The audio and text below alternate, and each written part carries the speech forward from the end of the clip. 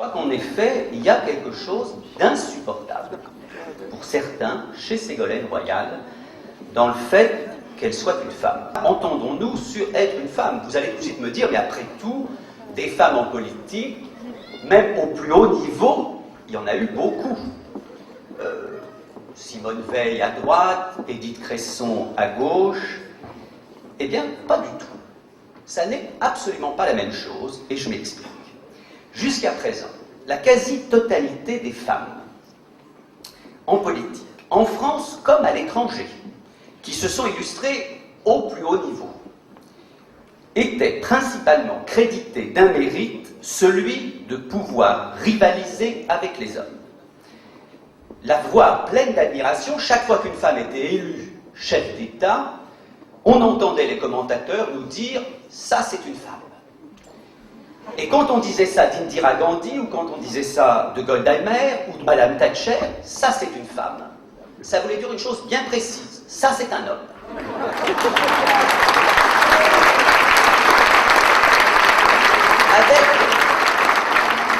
Avec Ségolène Royal, on est sûr en tout cas, si elle devient présidente de la République, qu'on ne lui fera pas le coup pendable qu'on a fait à Édith Cresson quand elle a été choisie par François Mitterrand comme Premier ministre. Est-ce que vous vous souvenez de la façon étonnante dont François Giroud, secrétaire d'État à la condition féminine, la façon étonnante dont François Giroud, insoupçonnable, a salué l'élection, la nomination, d'Édith Cresson? Elle a dit exactement, elle au moins, elle en a. Sous-entendu, des couilles. Une femme Premier ministre, admettons, mais surtout qu'elle soit phallique. Alors, évidemment, la nouveauté avec Ségolène, c'est que personne ne considère que son principal atout, c'est d'être bien membré.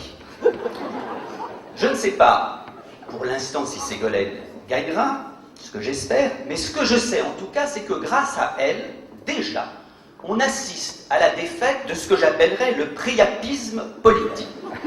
C'est-à-dire cette compétition de promesses et de compétences à laquelle se livrent nos mâles politiciens depuis si longtemps, à droite comme à gauche. Ce qui a le plus souvent caractérisé les campagnes électorales, c'est la lutte féroce d'un certain nombre d'hommes en rut qui veulent prendre la France comme une femme. Vous connaissez l'expression désormais célèbre de M. Villepin. Sûrs d'avance, ces hommes en rut, de faire rugir de plaisir notre pays avec leur programme politique. Ségolène, au contraire, et je comprends que ça agace un certain nombre de gens, et notamment parmi les intellectuels éventuellement, c'est ce que j'appellerais la femme sans obligation. Mais comprenez cette phrase, c'est celle qui n'est pas obligée de prouver à la cantonade qu'elle en a. Elle parle de ce qui lui tient à cœur. Et ces détracteurs, il faut les voir, depuis le début, c'était le cas, y compris au Parti Socialiste, pourtant j'ai beaucoup d'amis, depuis le début, à Ségolène, on lui dit « sors dehors, si t'es un homme, et montre-nous ton programme ». Et elle ne descend pas, justement, les rejoindre dans la cour, et elle se garde bien de soulever sa jupe. Alors, j'entends Sarkozy et ses partisans. Sarkozy, il est sincère. Il dit, j'ai le plus gros programme. Et moi, je suis pour qu'on lui reconnaisse,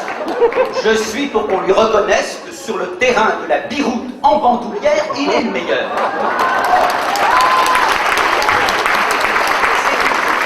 Je vais vous terminer en vous disant que j'étais ravi hier de la voir en blanc dans l'émission de TF1.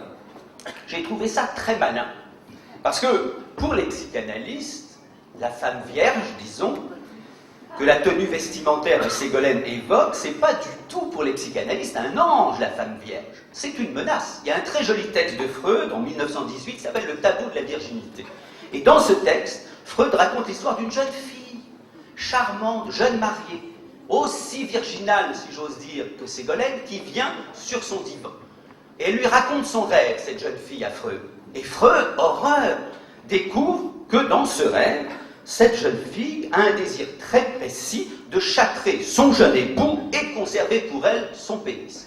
Eh bien, je vous le dis, avec ce dernier clin d'œil freudien, en politique, fort heureusement, Les castrations sont symboliques, mais à la place de Sarkozy, je ferai gaffe.